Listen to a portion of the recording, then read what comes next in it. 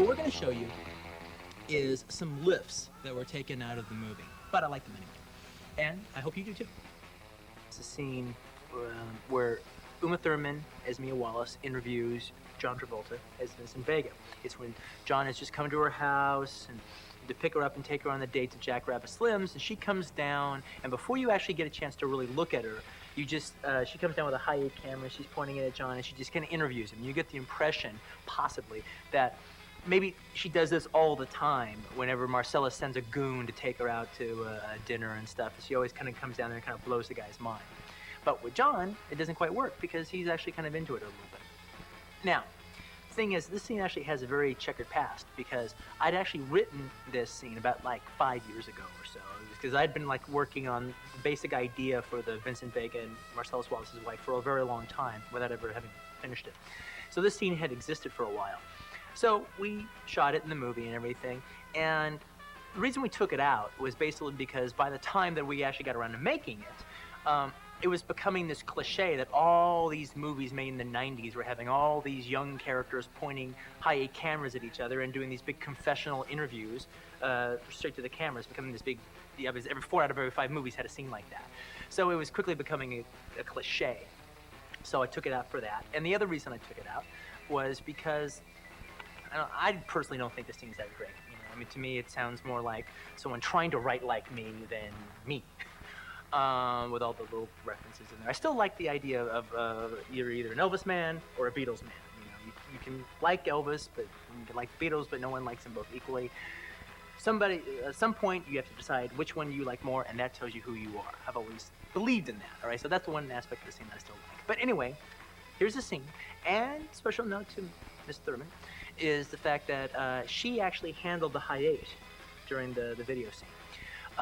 So that she's a camera person. Also, one other thing that's very interesting is we did a test, you know, to transfer the high-8 to film, see what it looked like. And we did many different tests. We had it widescreen to 235. We blew up the high-8 to the CinemaScope. And then we had 185, and then we had it just the normal video borders with just black background, black on both sides to see how the high-8 looked. And I gotta tell you, it looked pretty good. It looked like bad 16 millimeters. So basically what I'm saying is if you have never made a film before and you want to make a film, shoot it on high-8 and transfer it to film. All right, because that's what I would do if I had never made a film before. Here's the scene. Bye. Smile, you're on Mia's camera. Ready to go? No, not yet. Do you ever see Barbara Walters interview the movie stars? Once or twice. Well, that's what this is. Pretend I'm Barbara Walters, and I'm going to ask you a bunch of questions. About what? Oh, life, the world, yourself, whatever I might find interesting. I don't like answering questions. Oh, but that's not your problem. That's my problem. I'm the interviewer. I have to make you feel comfortable so you'll open up and reveal things you normally wouldn't. Okay, I'll ask you an easy one first. What's your name? Vincent Vega.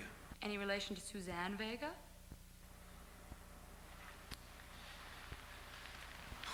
Suzanne Vega's my cousin.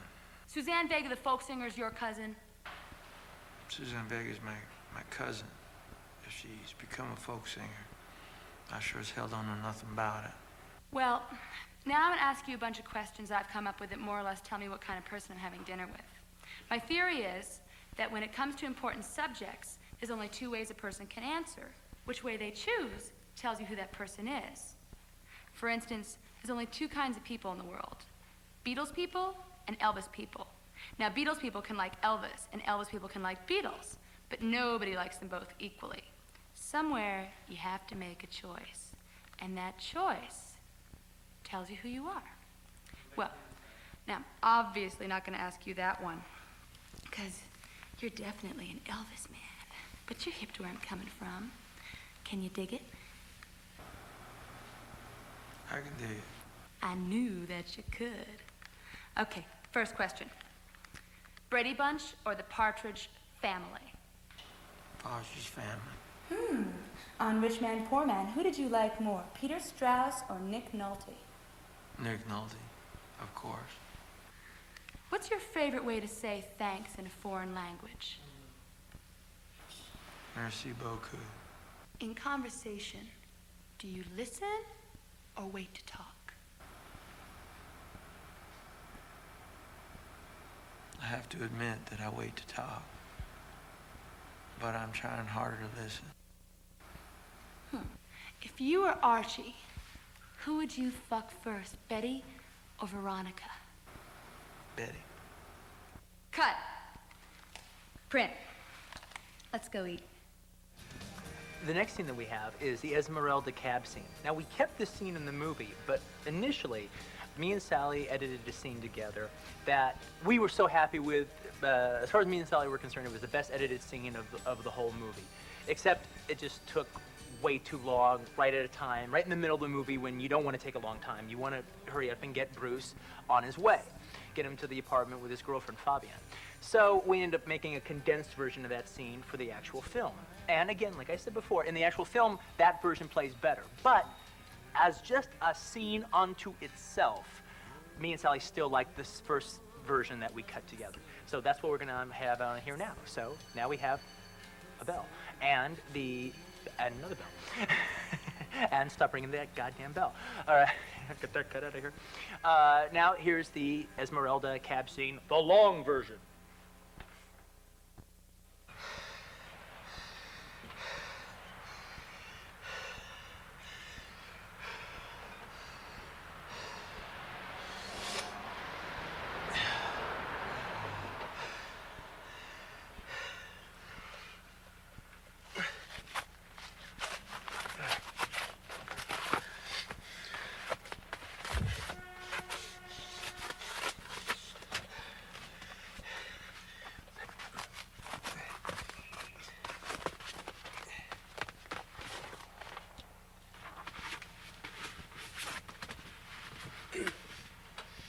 Mister.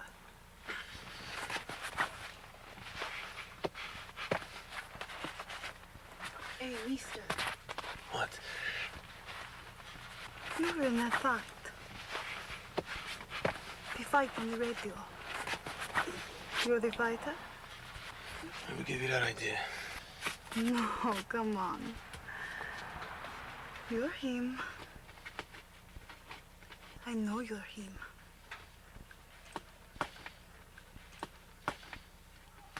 Tell me you're him.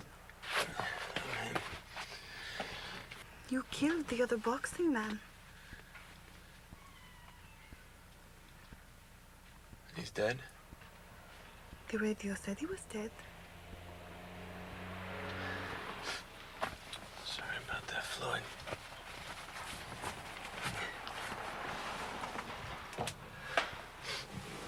What does it feel like? What's what feel like? Killing a man. Beating another man to death with your bare hands. Oh, you weirdo. No.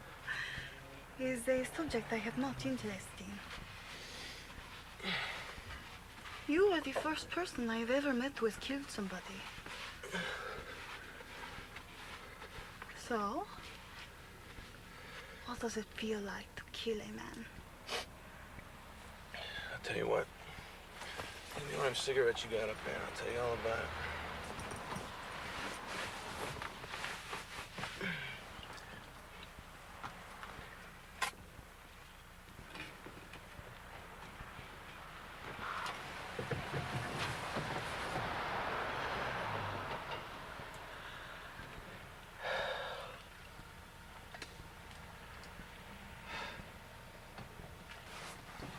So, Esmeralda Villalobos.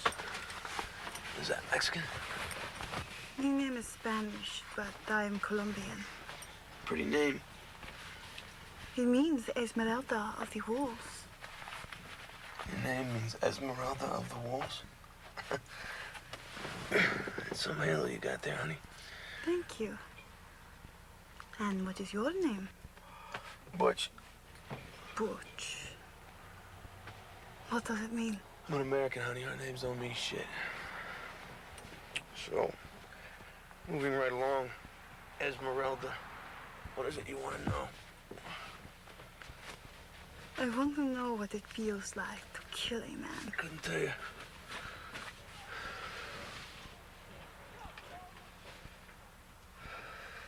I didn't know he was dead until you told me he was dead. Now that I know he's dead, you want to know how I feel about it?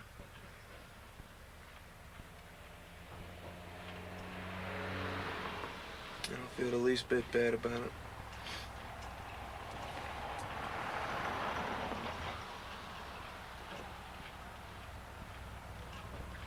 You want to know why, Esmeralda?